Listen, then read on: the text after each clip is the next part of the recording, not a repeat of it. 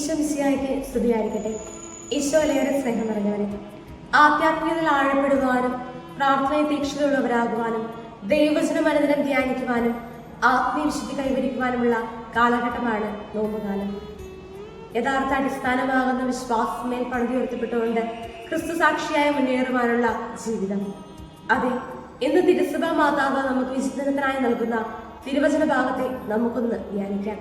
യഥാർത്ഥ ക്രിസ്തു ശിക്ഷയായി മുന്നേറിക്കൊണ്ട് ഈശോയുടെ അനുയായിയായി മാറുവാനും അനേകർക്ക് നന്മയുടെ വെളിച്ചം പകർന്നു കൊടുക്കുവാനുമുള്ള ജീവിതങ്ങളായി നാം ഓരോരുത്തരും മാറ്റപ്പെടണം. അതിന് ദൈവത്തെ സ്നേഹിക്കുകയും അവിടുത്തെ തിരുവിഷ്ടം നിറവേറ്റുകയും ചെയ്യണം.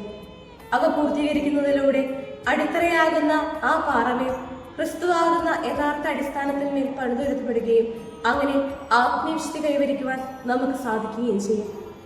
യഥാർത്ഥ അനുതാപത്തിലൂടെ നമ്മുടെയും മറ്റുള്ളവരുടെയും കുറവുകളെ തിരിച്ചറിഞ്ഞ് സ്വയം വിശുദ്ധീകരിക്കുവാനും മറ്റുള്ളവരെ വിശുദ്ധീകരണത്തിനായി ദൈവത്തിലേക്ക് ആനയിക്കുവാനും നമുക്ക് സാധിക്കണം. ഈ നോമ്പ് കാലഘട്ടം നമ്മെ അതിനായി സഹായിക്കട്ടെ.